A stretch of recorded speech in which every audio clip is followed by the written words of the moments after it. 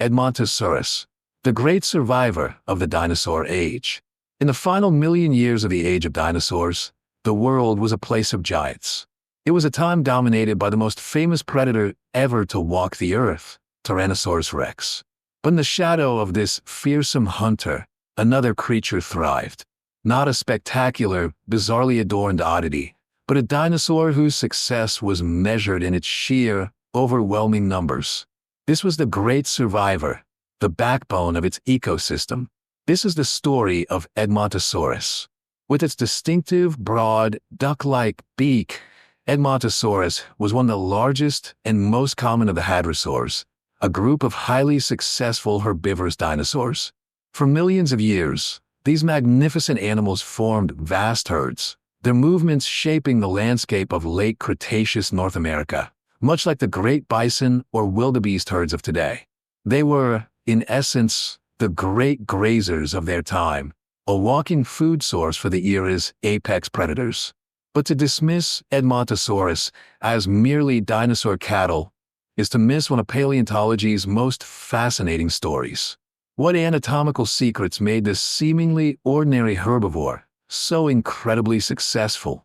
How did it manage to not only survive, but flourish for millions of years alongside the most powerful land predator of all time?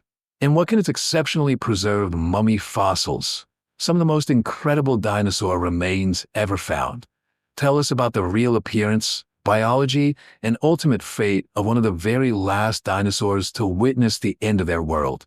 Join us as we uncover the remarkable tale of Edmontosaurus, the ultimate survivor. The scientific journey to understand Edmontosaurus is as complex and sprawling as the great herds themselves. Its story begins in the late 19th and early 20th centuries, during the dinosaur rush in North America, a period of intense fossil hunting and fierce rivalries. This era, dominated by the infamous bone wars between paleontologists Edward Drinker Cope and Othniel Charles Marsh, led to the discovery of countless new dinosaurs, but also to significant confusion. Numerous duck-billed dinosaur fossils were being unearthed across the continent. In the rush to name new species, a plethora of names were assigned to what were often fragmentary remains of very similar animals.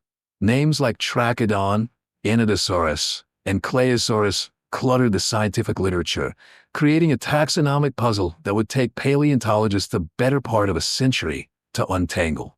It was a classic case of seeing the individual trees, but missing the vast forest of a single, widespread group of animals. Amidst this confusion, key discoveries began to bring clarity. In 1917, Canadian paleontologist Lawrence Lamb described a particularly well-preserved skull from the Horseshoe Canyon Formation of Alberta, Canada. He named it Edmontosaurus regalis, the regal lizard from Edmonton, giving the genus its formal name. But the most spectacular discoveries were made by a legendary family of fossil hunters, the Sternbergs. In 1908, Charles H. Sternberg and his sons discovered a nearly complete skeleton of a duck-billed dinosaur in Wyoming. But this was no ordinary skeleton. It was a true dinosaur mummy. The fossil, later assigned to the genus Edmontosaurus, was so exquisitely preserved that it included vast impressions of its skin, revealing its texture in breathtaking detail. This was a paleontological game-changer. For the first time, scientists could see what the skin of a dinosaur actually looked like. Not scaly like a lizard, but covered in a mosaic of bumpy, non-overlapping tubercles. It provided an unprecedented window into the life appearance of these animals, moving them from mere skeletal reconstructions to creatures of flesh and skin. This Trachodon mummy, as it was famously called, became one of the most important dinosaur fossils ever found. Over the following decades, through meticulous restudy of old specimens and the discovery of new ones, the taxonomic picture began to clear. Paleontologists like Richard Swan Lull and Nelda Wright, and later Jack Horner and Michael K. Brett Sermon, painstakingly compared the anatomy of these various species. They concluded that many of the different names, including the famous Edmontosaurus, were in fact variations within or direct synonyms of a single, highly successful and widespread genus. The puzzle pieces finally came together to reveal the true identity of the great North American Hadrosaur, Edmontosaurus. With its identity established, what emerges is a portrait of one of the most successful herbivores of all time. Edmontosaurus was a colossal animal. The largest species, Edmontosaurus annectens, could reach up to 13 meters, 43 feet, in length and may have weighed as much as 9 tons, making it one of the largest hadrosaurs. Its robust skeleton and powerful legs supported a bulky body, built to process vast quantities of food and to endure long migrations. The most recognizable feature was its head. The front of its skull flared out into a broad, flattened, toothless beak, superficially resembling that of a duck. This beak, covered in a tough layer of keratin and life, was not for dabbling in water, but was a highly effective tool for cropping tough vegetation, snipping off twigs, needles, and bark with ease.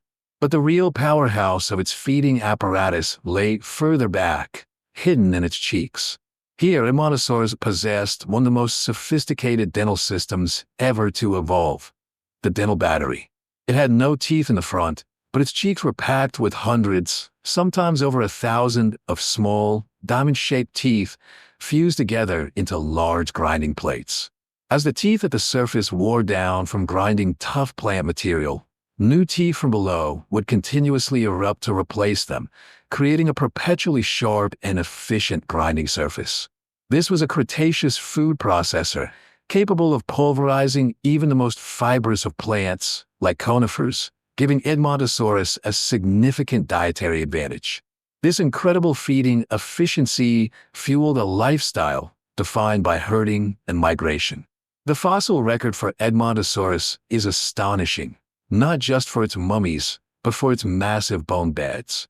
In some locations, thousands of Edmontosaurus skeletons are found jumbled together, clear evidence of immense herds that perished in catastrophic events like flash floods or droughts. These bone beds paint a picture of a creature that lived in groups numbering in the thousands, perhaps even tens of thousands. Like the great wildebeest herds of the Serengeti today, these Edmontosaurus herds would have been constantly on the move, following seasonal changes and searching for fresh vegetation. They were a keystone species, their immense numbers profoundly impacting the ecosystem through their grazing and movement. Within the protection of the herd, young Edmontosaurus would have grown rapidly, a crucial strategy to reach a size large enough to deter most predators. The herd was its fortress, its survival strategy written in overwhelming numbers. But living in such numbers in a world populated by tyrannosaurs meant life was a constant exercise in vigilance. Edmontosaurus was a primary food source for the apex predators of its time, first Albertosaurus and later, the mighty Tyrannosaurus rex. The predator-prey relationship between Edmontosaurus and T-Rex is one of the most well-documented in the fossil record. T-Rex teeth are found embedded in Edmontosaurus bones. Bite marks matching the immense power of a tyrannosaur are found on skeletons. This was a life-and-death struggle played out daily on the Cretaceous plains.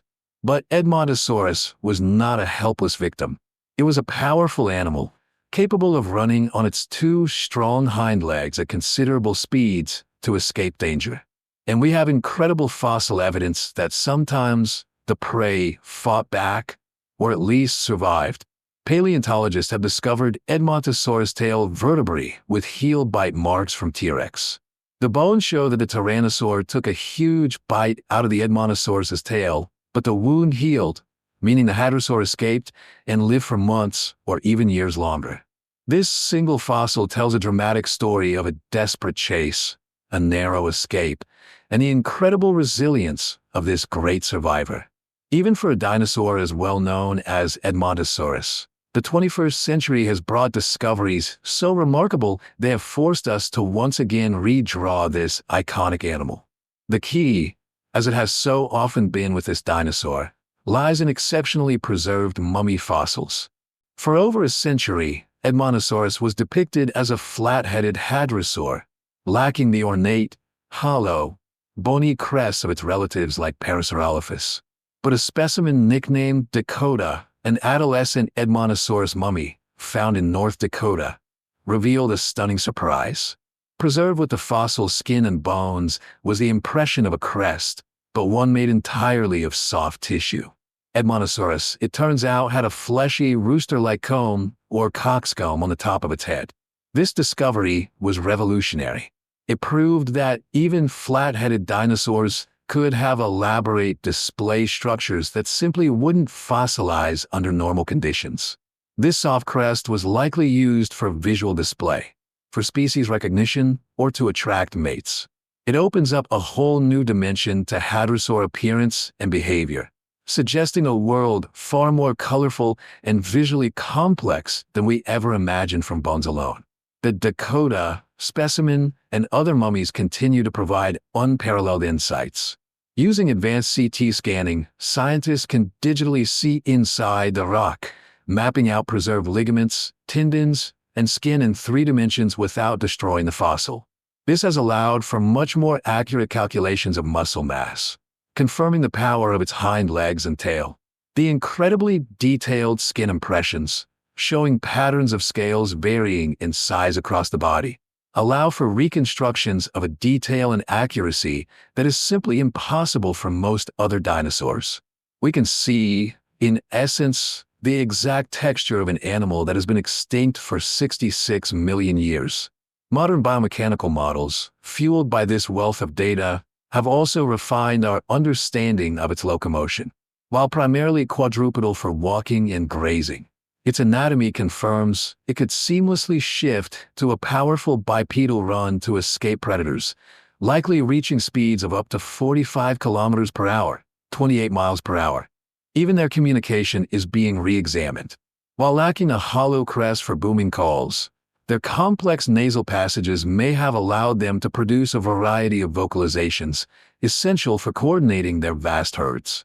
Edmontosaurus is emerging not as a simple, passive herbivore, but as a complex, dynamic, and highly adapted creature.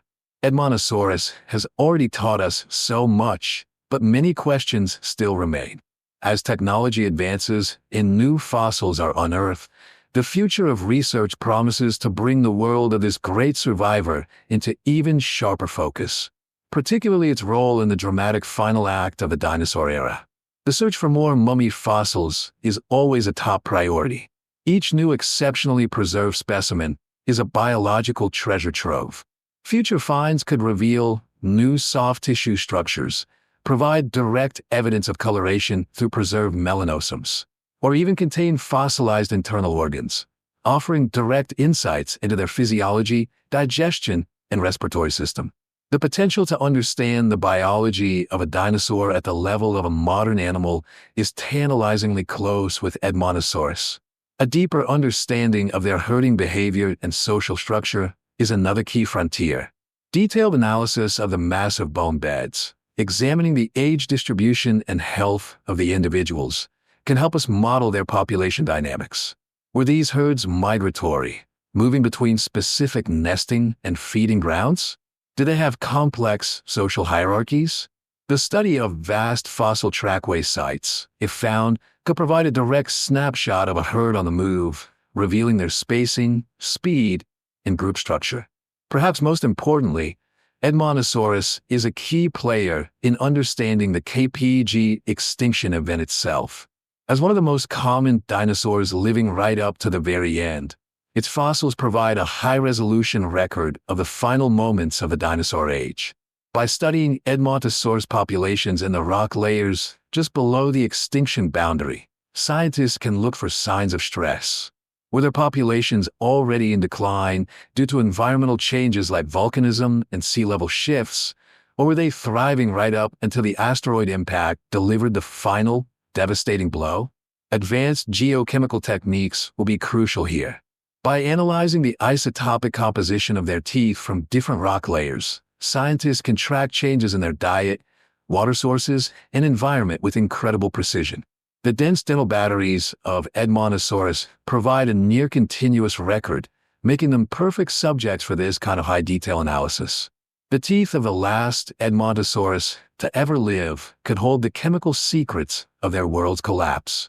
From a confusing jumble of fossil bones scattered across a century of discovery, to one of the most complete and well-understood dinosaurs we know, the story of Edmontosaurus is one of resilience and revelation. It was not the fiercest nor the strangest, but it was perhaps one of the most evolutionarily successful large animals of its time. For millions of years, its vast, thundering herds defined the North American landscape. It was a master herbivore, a devoted parent, and a tenacious survivor, equipped with the tools to thrive in a world of giants. The duck-billed dinosaur was a testament to the power of adaptation, a creature that succeeded through its social nature, its migratory instincts, and its sheer abundance. In the end, even this great survivor could not withstand a catastrophe from beyond its world. Edmontosaurus walked the earth until the very last moments of the Mesozoic era, a final, magnificent pulse of dinosaur life before the long silence. Its story is a poignant reminder that even the most successful reigns must come to an end, but through the patient work of science, their incredible legacy can be brought back to light, inspiring awe and wonder for generations to come.